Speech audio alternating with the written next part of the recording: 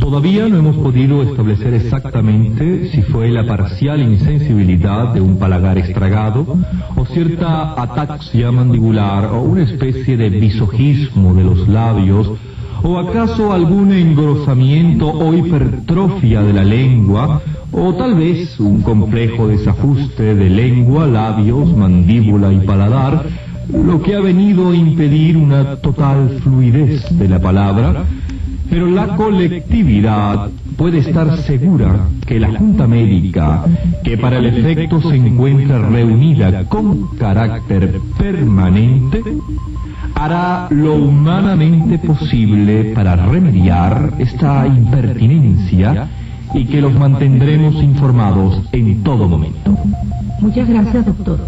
En el camino de sus hondas meditaciones, le cayó sobre la frente cancerosa la centella de la revelación. Si las bestias son más dóciles y felices que los hombres, es porque no participan de la palabra articulada. Si quiero pues hacer dichoso y manso a mi pueblo, a mi amado pueblo, es menester extirpar de sus costumbres la más vana y peligrosa, la de hablarse entre sí, la de comunicarse sus cobardes temores, sus ineptas imaginaciones, sus torpes ideas, sus enfermizos sentimientos, sus engañosos sueños, sus inciertas aspiraciones, sus imperdonables quejas y protestas, su torpe sed de amor. Que chillen si tienen hambre, que tosan si tienen frío, que bramen si están en celo, que gorjeen si están dichosos, que ronquen si dormidos, que cacareen si despiertos, que rebuznen si entusiastas, que gañen si codiciosos y gruñan si coléricos, pero no hagan indecente inventario entre unos y otros de sus deseos, ni se estimulen sediciosamente en ellos, fomentándolos con palabras. Serán entonces más dóciles para racionarles el hambre, administrarles el sueño, repartir la fatiga, medirles el reposo y controlarles la brama. En un inesperado rapto de ternura, rumiando su reforma, el gran Burundún Burunda se decía: que vuelvan a ser como las bestias del campo. Y yo los redimiré de su angustia.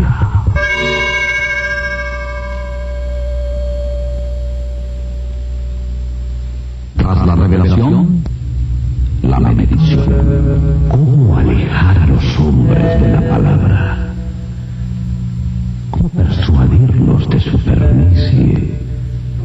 ¿Cómo enmudecerlos para desbravarlos y enseñarles la dicha muda? El gran extirpador tenía ideas que cualquier hombre de acción le envidiaría. ¿Por qué no, por ejemplo, la extirpación universal de la lengua? Sacando así este vehículo de venenos, espía de uno mismo, llama para los demás, traidora del interés propio, usurpadora del ajeno, plaga de Babel, microbio pestilencial del espíritu. Pero dame, Burundún, tengo que moderar a los ímpetus de mi genio. Ahora me reposiciona una idea más sutil, que en cierto modo armoniza la reverencia que antes tuve en la tribuna y el rencor que ahora siento por la palabra. ¿Qué mejor manera para la ablación universal de la lengua? Que sea ella misma la que se menosprecie y destruya.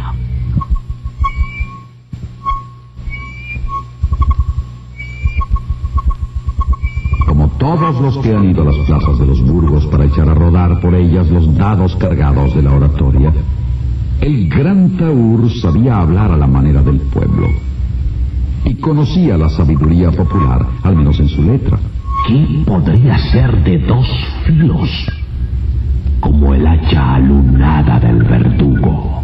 Pensaba el reformista, sin que su engrosada lengua alcanzase a humedecer con la espuma verdosa de su guía los prominentes y biselados labios. Las grandes máquinas del Ministerio de la Propaganda Comenzaron a emitir entonces millones y millones de lujosas hojas que solo llevaban impresas entre los amplios márgenes ominosos y en una agorera tinta negra con visos violetas, muy escasas palabras.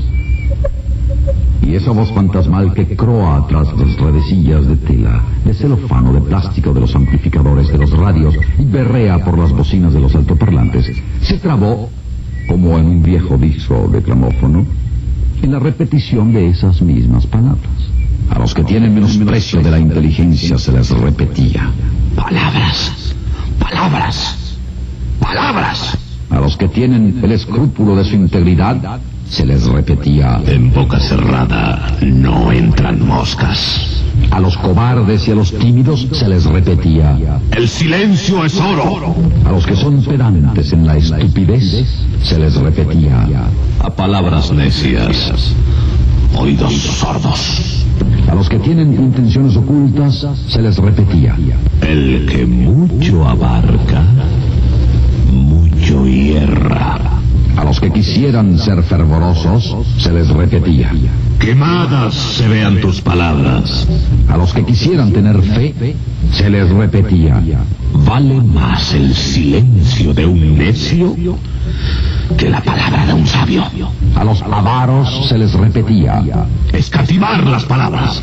A los cavilosos se les repetía: la mejor palabra es la que está por decir. A los confiados se les repetía: palabra de boca, piedra de honda. A los testarudos se les repetía: a dos palabras, tres porradas. A los precavidos se les repetía: palabra suelta no tiene vuelta. A los codiciosos se les repetía: lo que entra por un oído sale por el otro. A los que solo anhelan seguridad se les repetía: palabras y plumas, el viento las tumba. A los que querían amor se les repetía: palabras de santo, uñas de gato. Así, interminablemente, infatigablemente, la palabra se combatía a sí misma y comenzó a ser la palabra para los hombres una intrusa. Y muchos de ellos, la enorme mayoría de ellos, pensaron que lo que los usaba y desgastaba y envejecía no era otra cosa que la palabra. Si permanecen mudos, no se darán. Si dejan de oír, no compadecerán. Y acaso el no dar y el no compadecer les ayudará más. Un vasto silencio de rumiantes indicó al gran Burundum Burunda que, una vez más, había acertado. Pero hubo quienes creyeron que no hay lujo en la vida semejante al de compensar el desgaste de quien se entrega con la riqueza que recibe de quien a su vez se despoja. Hubo quienes creyeron que es más bello el crepúsculo que les tiñe las mejillas si al llegar a la puerta de su casa pueden decirle a su vecino: qué hermosa se ha puesto de repente la tarde. Y quienes pensaron que una palabra claramente dicha puede rescatar a un niño de los súbitos terrores que le hacen abrir los labios en un grito mudo mientras tiemblan sus lágrimas en las pestañas. Y quienes, a la sombra de un sauce, quisieron convertir el oleaje de su sangre en un tierno susurrar de palabras para que el cuerpo amado se abra con el consentimiento del alma. Y quienes, en la miseria y el despojo, se consolaron hablando palabras de justicia, y quienes, queriendo gobernarse mejor a sí mismos, desearon apalabrar un mejor gobierno para todos. Y quienes, por amar tanto a la vida, quisieron impedir su corrupción proponiendo palabras de concierto. Contra tales, Burundum Burunda fue implacable. Contra ellos crearé los zapadores, organizaré los territoriales, formaré la legión de los ángeles invisibles, organizaré la policía y unificaré a las iglesias. Seré implacable.